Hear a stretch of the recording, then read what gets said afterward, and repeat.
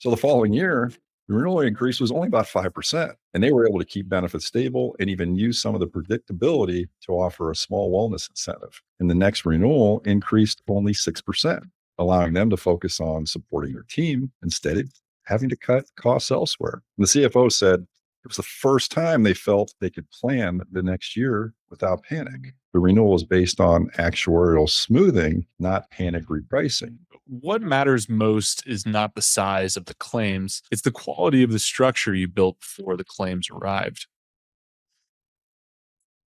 Let's talk about the moment that keeps many CFOs and CEOs up at night. You've just had a tough year, a premature baby in the NICU, a specialty oncology drug, or maybe a serious injury on a remote open pit mining site.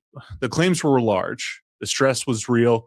Now renewal is coming, and the question everyone asks is the same. How bad is this going to hit us next year? You see, in a fully insured plan, a bad year often leads to a sharp spike, sometimes 20% or more. Many leaders fear the same will happen in their self funded plans.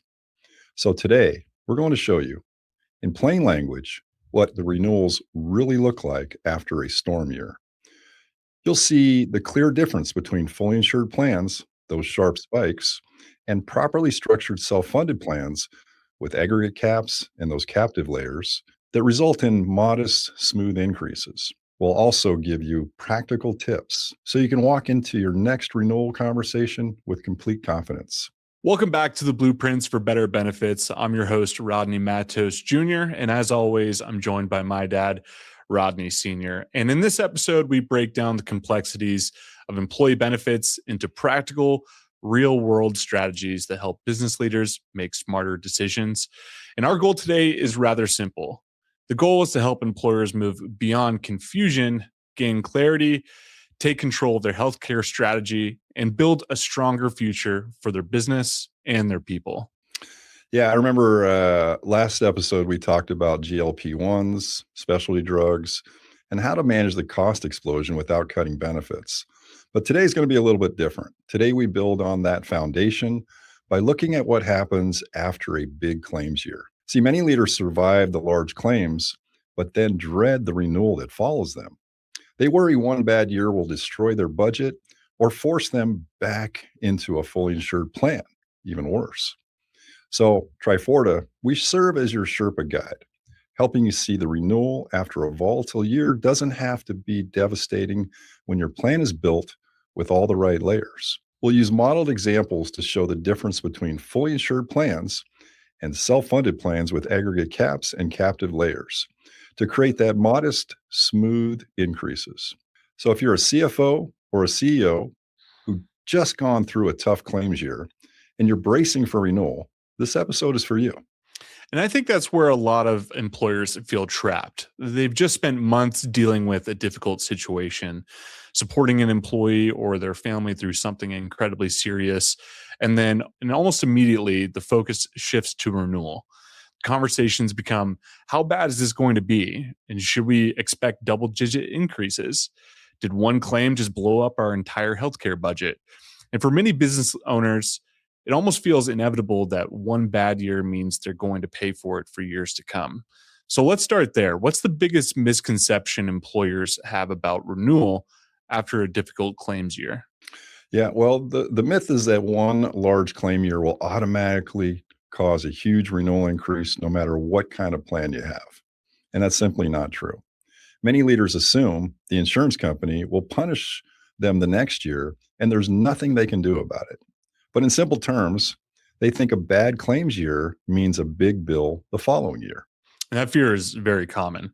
Yeah, it certainly is. But here's what's broken in that thinking.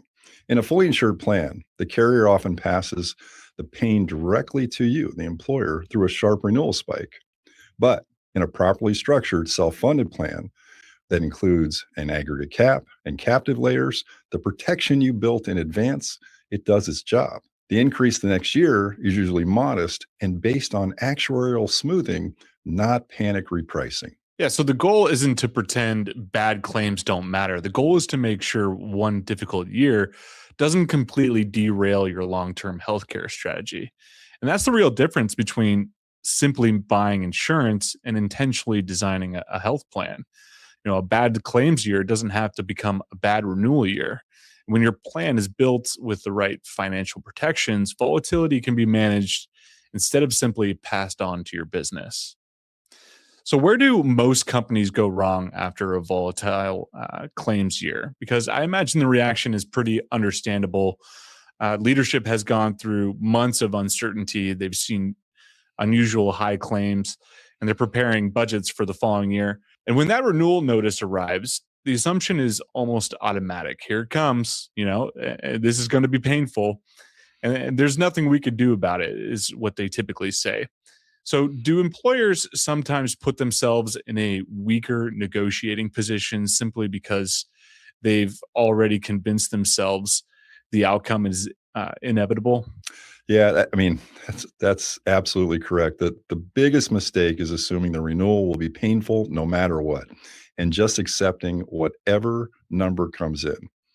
See, they treat the bad year as a permanent mark against them instead of looking at how their plan structure actually handled the claims. So let me give you a simple analogy most business owners can understand. Imagine you own a small fleet of delivery vans. And one year you have several expensive repairs because of bad roads, just maybe rough driving and a lot of heavy loads in those vehicles. And if you have a basic insurance policy with no clear limits, the insurance company may raise your premiums sharply the very next year. But if you have a policy with clear deductibles and caps, the insurance company pays most of the big repairs, and your renewal increase is much smaller because the risk was already managed. The same thing happens with health plans. In a fully insured plan, a bad year often leads to a sharp spike because the carrier has to recover the loss. In a properly structured self-funded plan, the aggregate cap and the captive layers absorb much of the volatility. So the renewal the next year is far more moderate. And that's such an important distinction because it's really about preparation, not just luck. The companies that come through a difficult claims year with confidence aren't necessarily the ones that had fewer claims. They're often the ones that built a smarter financial strategy before those claims ever occurred. Instead of asking, how do we avoid bad years? They're asking, how do we make sure one bad year doesn't define the next five? It sounds like that's the real lesson here, because the biggest mistake isn't experiencing a volatile claims year. It's waiting until after the storm to discover your health plan wasn't designed to even weather it. Exactly. The companies that walk into renewal with confidence are the ones who built the protection layers before the storm ever arrived. Let's talk about what's happening right now. What we've seen through 2025 and now heading into the first half of 2026 is that many mid-market employers are experiencing volatile claims years driven by high-cost events. Things like NICU stays, specialty oncology drugs, and serious workplace injuries. For a company with 200 employees, one or two large claims can push total medical bills well above the expected $2.8 million. In a fully insured plan, this often results in a renewal increase of 20% or more the following year, sometimes higher when pharmacy costs, especially GLP-1s and specialty drugs, are also rising. The good news is that employers with properly structured self-funded plans, especially including a specific deductible and aggregate cap at 125% and a captive layer, are seeing much more moderate renewal increases. Often, even in a high claims year, the renewal increases are in the single digits. The protection layers, they do their job, and the renewal is based on actuarial smoothing rather than immediate loss recovery. So what this means for your 2026 through 2027 planning and your board conversations looking ahead, there's three things that are becoming really clear. First, more mid-market boards will expect a renewal stress test, fully insured path versus layered self-funded path. Before approving the next renewal, you'll need to look at these. Second, companies that wait until after the next volatile year to model their structure will negotiate from a much weaker position. And third, the gap between fear-based renewal conversations and structure-based renewal conversations will become a competitive advantage in cash flow planning and talent retention. So, for a CFO or a CEO who just lived through a storm year, the urgency is clear. If you don't yet know what your year two renewal would look like under a properly layered structure, you are still flying blind. The companies that sleep better at night are the ones who already ran the stress test and know the difference between a 20% spike and a 4 to 7% smooth increase. And I think that's an important point because we're not saying employers are suddenly going to stop having large claims. Healthcare is unpredictable. Life is unpredictable, and employees are still going to have babies. Some will face cancer diagnoses. Accidents will still happen. And what can change is how financially disruptive those events become for the business. It sounds like the companies making this transition aren't chasing the lowest premium this year. They're building a strategy that gives leadership more confidence year after year. And that's a completely different way to think about employee benefits. So, correct me if I'm wrong here. The real takeaway is this: a difficult claims year doesn't automatically have to become a difficult renewal year. When your health plan is designed with the right financial protections in place, the goal isn't to eliminate risk, it's to manage it intelligently. Yeah, no, you're absolutely 100% correct. And that is the right takeaway. The difference is in the structure you have in place before the storm hits, before all those big claim spikes. And that's really what proper planning is all about.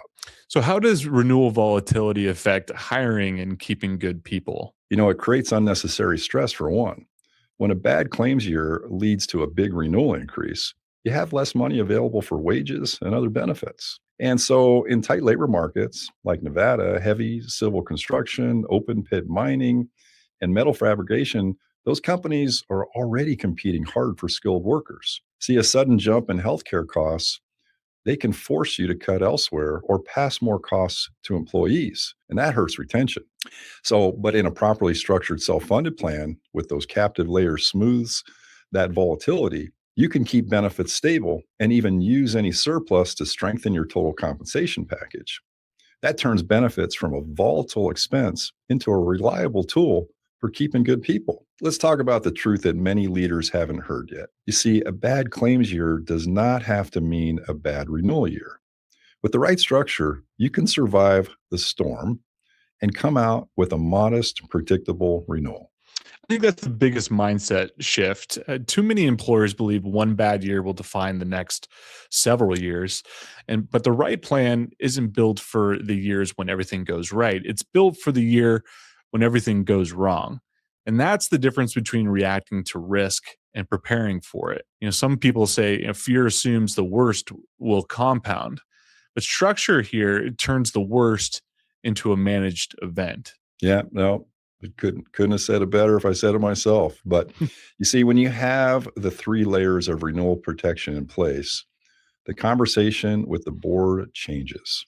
This segment is brought to you by the people and platforms that make this show possible. First, Triforta. If you're an employer who's tired of runaway renewals, bloated, fully insured plans, and the feeling that your benefit strategy is working against you instead of for you, then hear us clearly. You do not have to play that game anymore. Help business owners fix broken health insurance. We bring cost containment strategies, self-funded captives, data intelligence, and real-world case studies that routinely save employers 6 and 7 figures without cutting benefits. If you want a benefits plan that actually rewards results, visit Triforta.com and download our blueprints for better benefits. And second, Aperionics. If you run an insurance agency and you're still drowning in manual quoting, data entry, or commission reconciliation, you're leaving more than time on the table. You're leaving money. Aperionics is the automation layer built by insurance people for insurance people. AI quoting for carriers that don't have APIs. Instant policy data extraction, commission statement automation, proposal generation in seconds, not hours. Aperionics reduces operating costs and gives teams their time back so they can work at the top of their license. Learn more at aperionics.com. That's APEIRONIX.com. Triforta and Aperionics, 2 companies, 1 united mission. Fix what's broken, elevate what's possible, and help real people thrive. Now let's get back to the show. Instead of, hey, how bad will next year be? It becomes, hey, we already modeled this. Here's the expected range. That shift from fear to predictability is one of the biggest benefits of the proper structure. Now, walk us through what actually happens at renewal after a tough claims year. Yeah. So let's start with a company we recall had this one for quite a while. 200 life metal fabrication company that had a premature birth, leading to, I think it was about an $850,000 allowed NICU claim. So leadership team was worried about the renewal. You see, in a fully insured plan, they would have expected a 20+% spike. And the CFO said to us, hey, we can't afford another hit like that. And the room got a little tense when that conversation and those questions were asked. And they didn't want to cut benefits, but they also couldn't keep absorbing big increases like they had always been. But because we had properly structured the plan with a $75,000 spec deductible and an aggregate cap of 125% max of expected claims and a captive layer, their net exposure was limited to between $75,000 and $150,000. So the following year, the renewal increase was only about 5%. Wow. And they were able to keep benefits stable and even use some of the predictability to offer a small wellness incentive.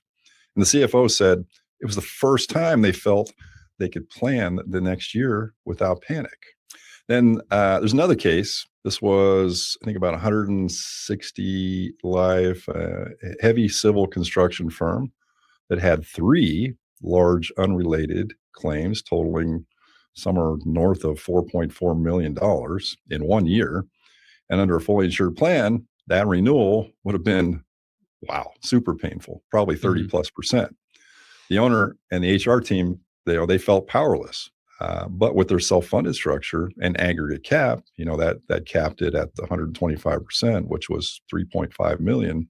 The company's exposure was completely contained, and the next renewal increased only 6%, allowing them to focus on supporting their team instead of having to cut costs elsewhere. And the HR team said the modest increase meant they could maintain competitive benefits in the tight labor market, so they didn't have any challenges with retention or recruiting. We also saw one other group. It was about 180 employees. This was an open pit mining operation, and they were dealing with some serious remote injury reporting. There was an airlift incident and extended rehab, and the total allowed amount was about almost $700,000. The leadership team, they were concerned about cash flow, of course, rightfully so, and obviously the next renewal. But thanks to the structure, they as well, their exposure stayed capped at $150,000. And the renewal the following year, also another result was a modest increase. And they were able to maintain competitive benefits as well in a tough labor market. The owner even told us it gave them the confidence to keep investing in safety equipment instead of worrying about having large spikes in the next renewal. But in each of these cases, I give these examples because the bad year was stressful, but the renewal was manageable. And that's all because the structure did its job from the very beginning. And for a CFO listening, walk us through what renewals after a bad year actually look like in terms of numbers. Yeah. Okay. So, let's use plain numbers. Say, for example, a 200 employee company. Let's say they have an expected medical bills of about 2.8 million for the coming year. And then we call this the 3 layers of renewal protection. So this is really kind of the formula for that. So layer 1 is the specific deductible, also known as a spec deductible. And the company agrees to pay the first amount of any one person's medical bill.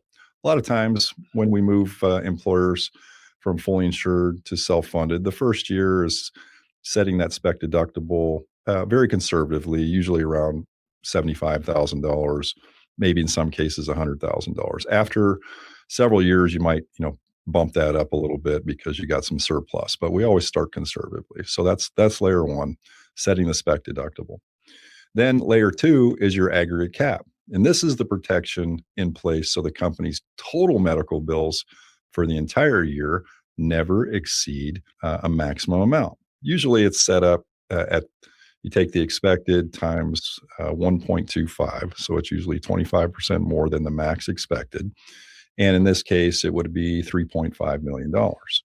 And then you have the captive layer. So as part of a co-op in a captive, this is a shared layer, often through various captives that we utilize, and that has the benefits of helping with costs above the specific spec deductible, and it smooths out volatility across the years. So if you have bad years with, say 4.4 million in claims, and the aggregate cat limits your exposure to 3.3 million, and the stop loss covers the rest, the following year, the renewal is based on actuarial smoothing, not panic repricing. So the increase that you might deserve is even lower because of that captive protection. And it's usually modest. Often we see the majority of them being between 3 to maybe max of 8%, instead of, if you were comparatively on a fully insured plan, would have easily be 20% or more. Here's a high stakes example many CFOs face. Imagine you walk into the board meeting 3 months after a $4 million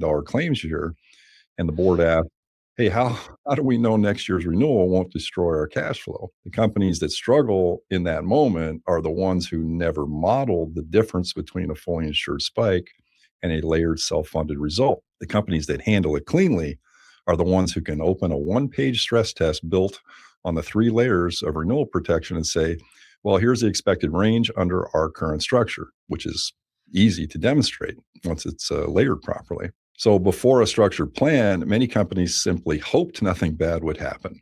But after putting the 3 layers in place, they know their maximum exposure ahead of time, and they can plan renewals with complete confidence. So a bad claims year does not have to mean a bad renewal year. No, absolutely.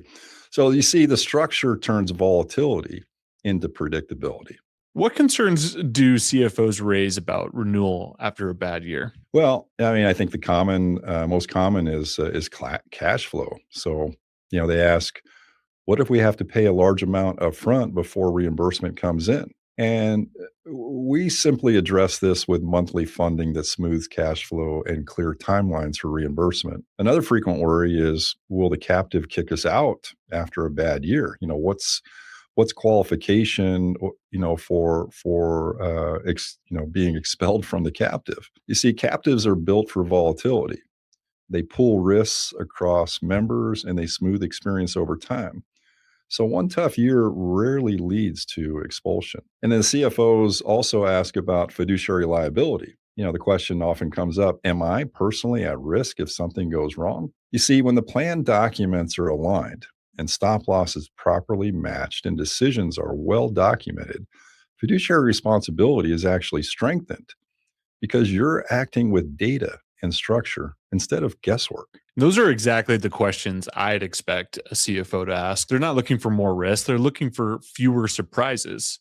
And they want to know their cash flow is protected, that one difficult year won't jeopardize their long-term strategy, and that they're making sound financial decisions for the company.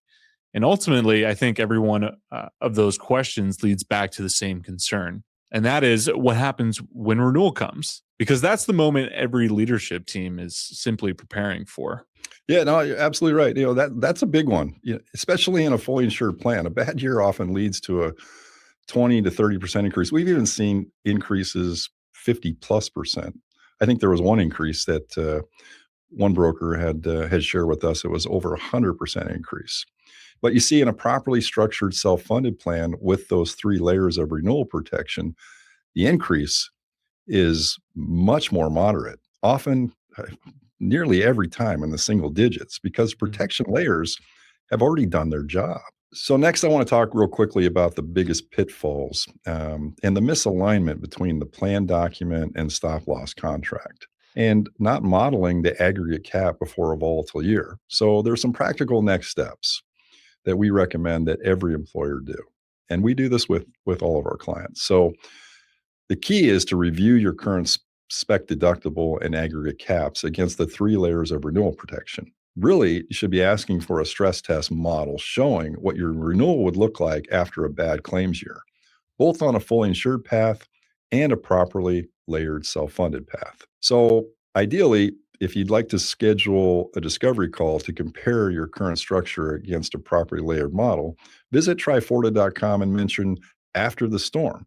We'll run that renewal stress for you and walk you through the 3 layers of renewal protection.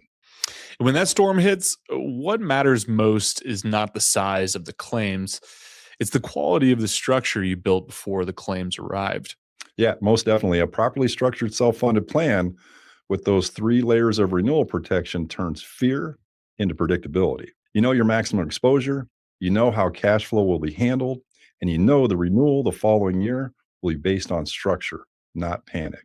And that's essentially what Blueprints for Better Benefits is all about, helping business leaders replace assumptions with understanding, uncertainty with confidence, and reactive decisions with intentional strategy.